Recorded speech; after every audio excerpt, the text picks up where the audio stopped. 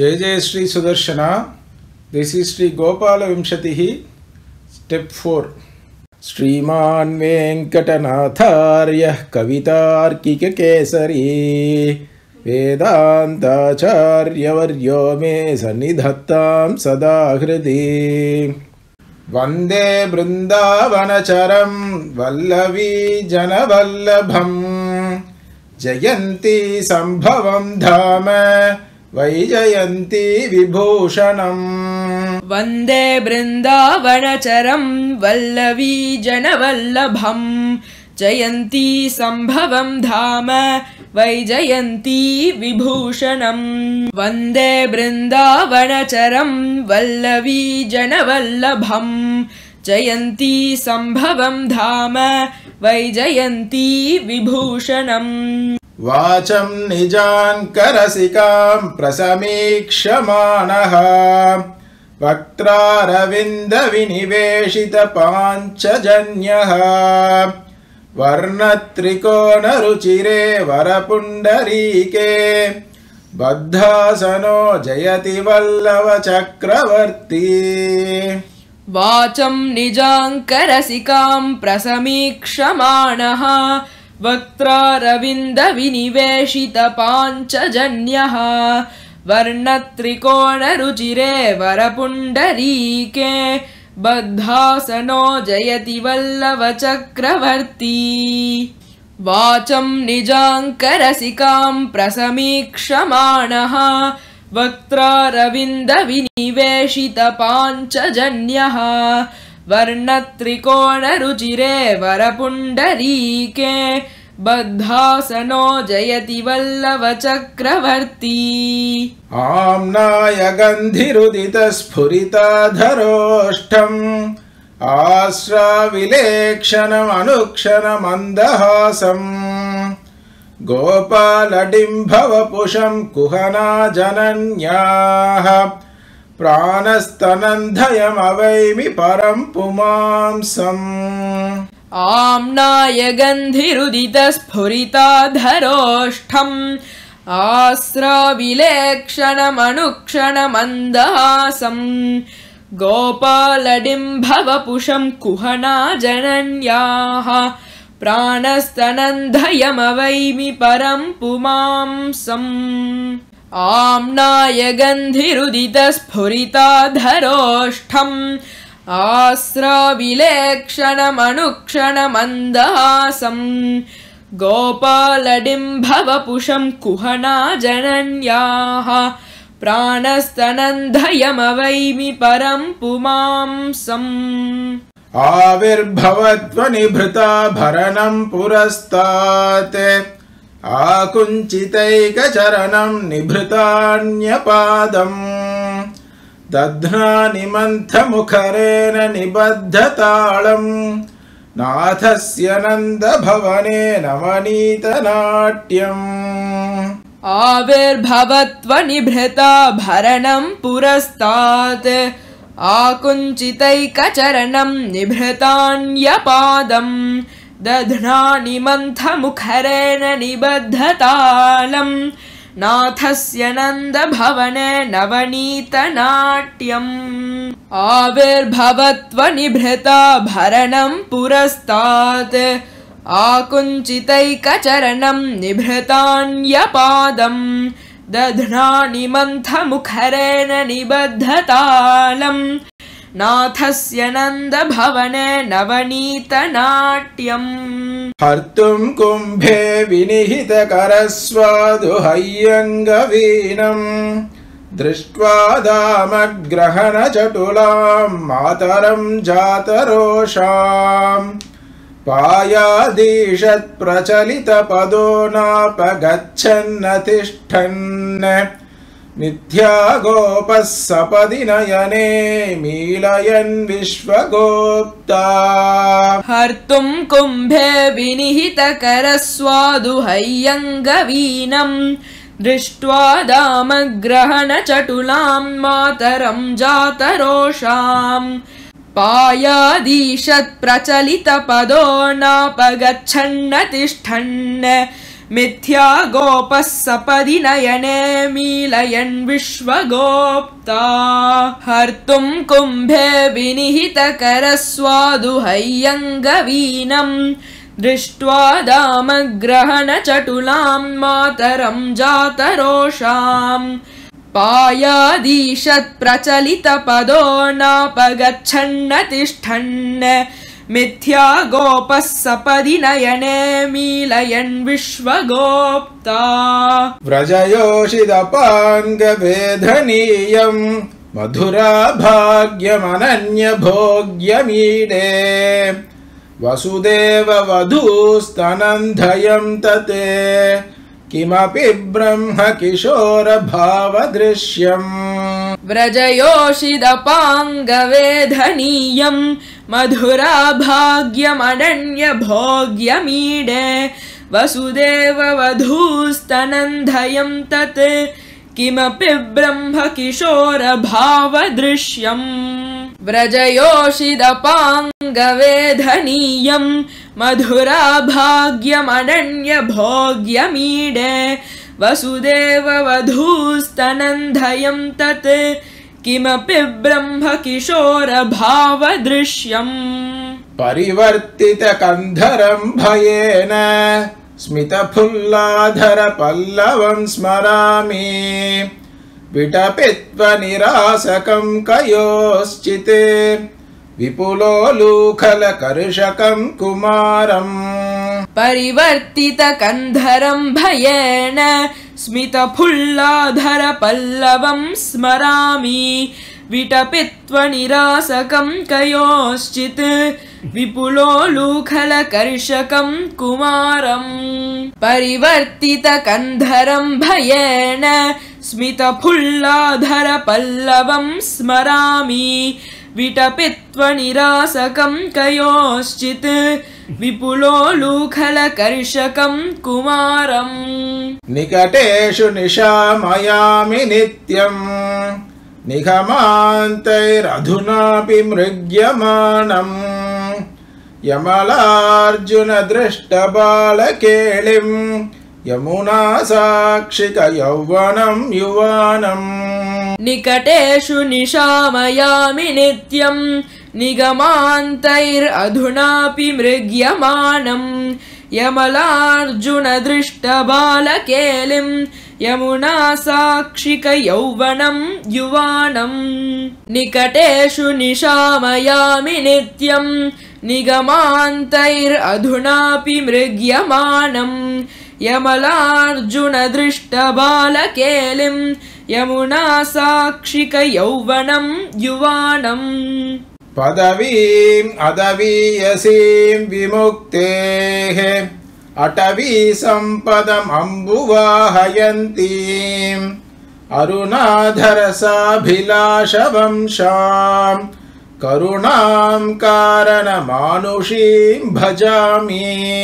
पदवीम् अदवीयसीं विमुक्तेः अटवी सम्पदम् अम्बुवाहयन्तीम् अरुणाधरसाभिलाषवंशां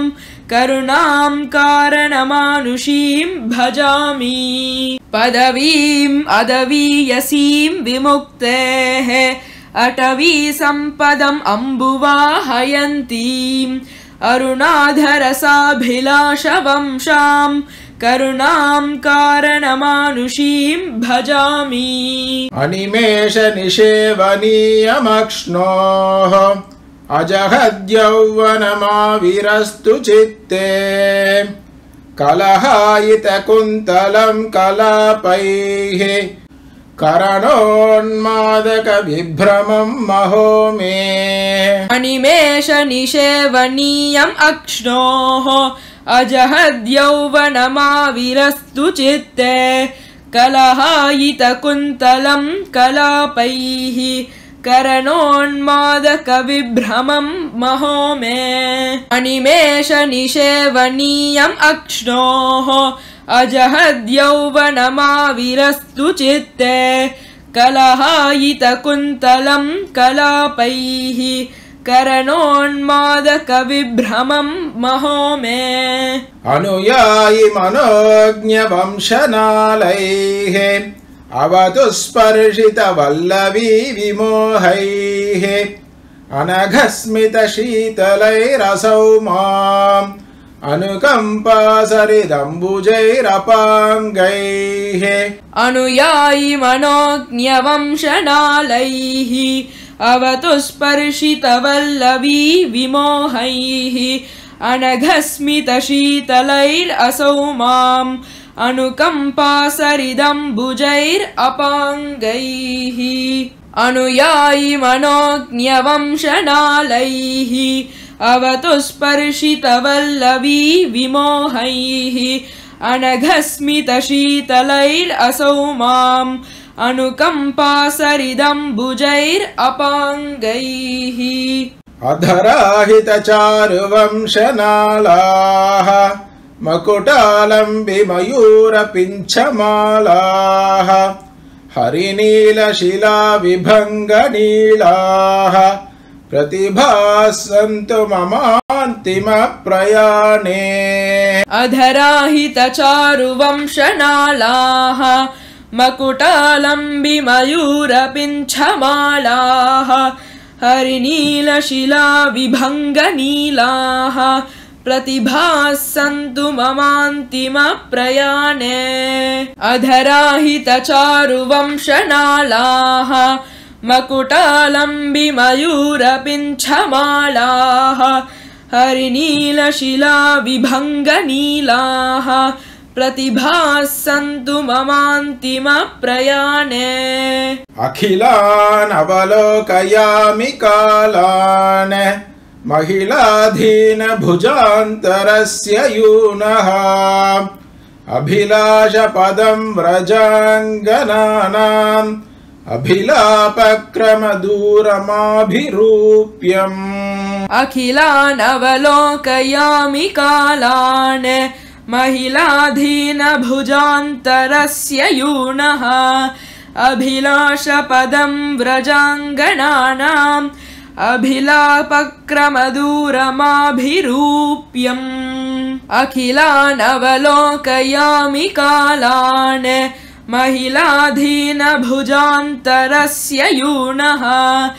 अभिलाषपदं व्रजाङ्गनानाम् अभिलापक्रमदूरमाभिरूप्यम्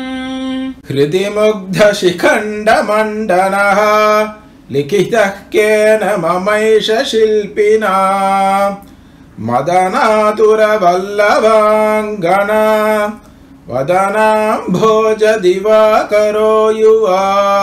हृदि मुग्धशिखण्डमण्डनः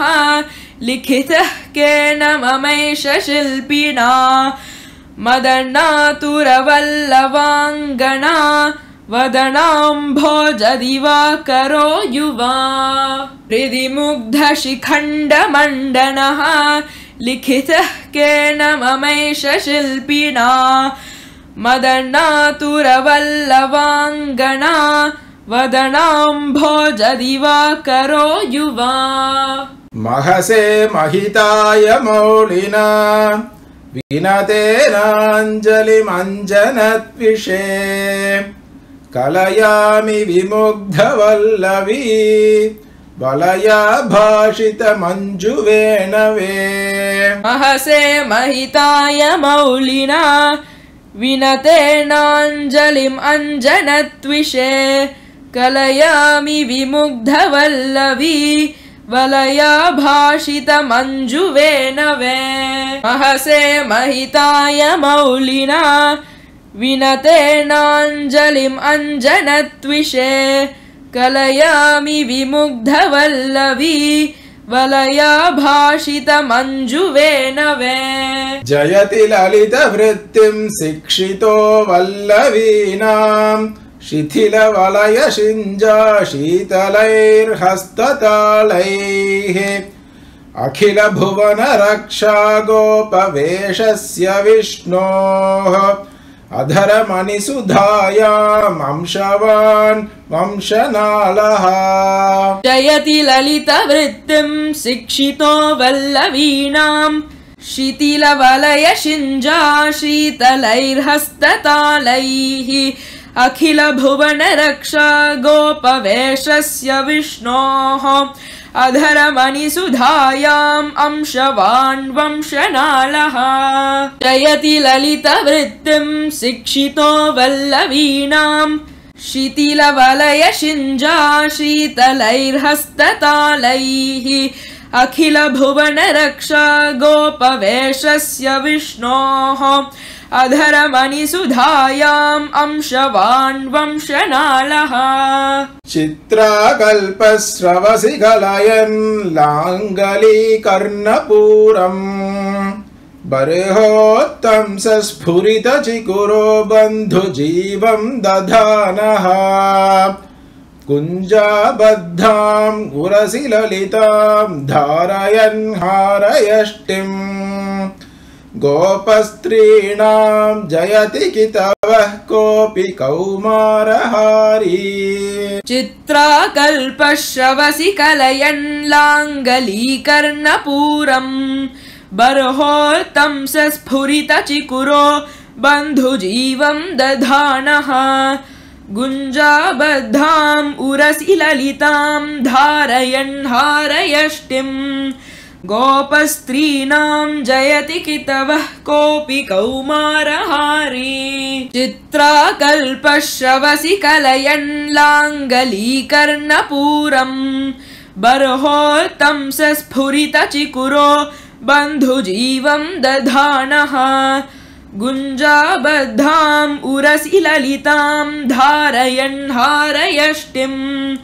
गोपस्त्रीणां जयति कितवः कोऽपि कौमारहारी लीलायष्टिं करकिसलये दक्षिणेऽन्यस्य धन्याम् अंसे देव्याः पुलकरुचिरे सन्निविष्टान्यबाहुः मेघश्यामो जयति ललितो मेखला दत्तवेणुः गुञ्जापीडस्फुरितचिकुरो गोपकन्या भुजङ्गः लीलायष्टिं करकिसलये दक्षिणेऽन्यस्य धन्याम् अंसे देव्याः पुलकरुचिरे सन्निविष्टान्यबाहुः मेघश्यामो जयति ललितो मेखला दत्तवेणुः गुञ्जापीडस्फुरितचिकुरो गोपकन्या भुजङ्गः लीलायष्टिं करकिसलये दक्षिणेऽन्यस्य धन्याम् अंसे देव्याः पुलकरुचिरे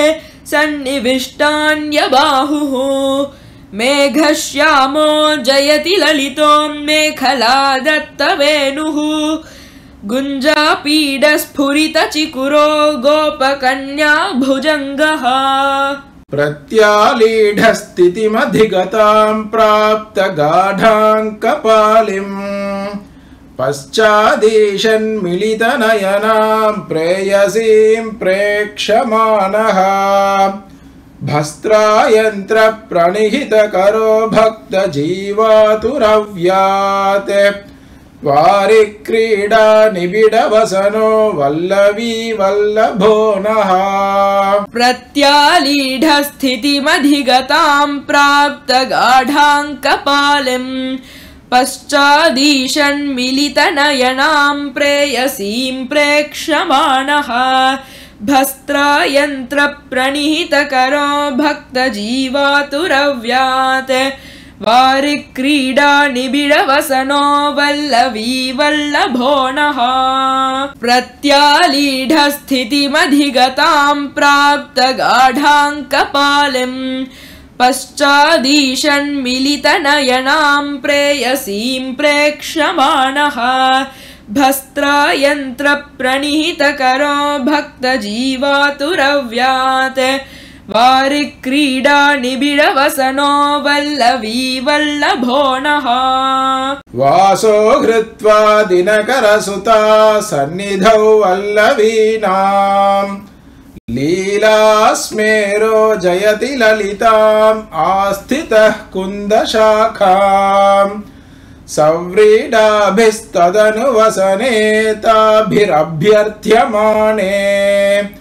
कामी कश्चित् करकमलयोरञ्जलिं याचमानः वासो हृत्वा दिनकरसुता सन्निधौ वल्लवीनाम्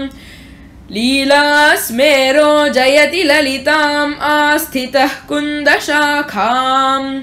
सव्रीडाभिस्तदनुवसने ताभिरभ्यर्थ्यमाणे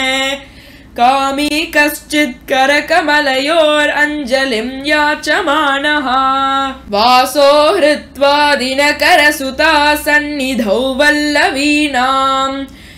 लीलास्मेरो जयति ललिताम् आस्थितः कुन्दशाखाम् सव्रीडाभिस्तदनुवसने ताभिरभ्यर्थ्यमाणे कामी कश्चित् करकमलयोरञ्जलिं याचमानः इत्यनन्यमनसा विनिर्मितां वेङ्कटेशकविना स्तुतिं पठन्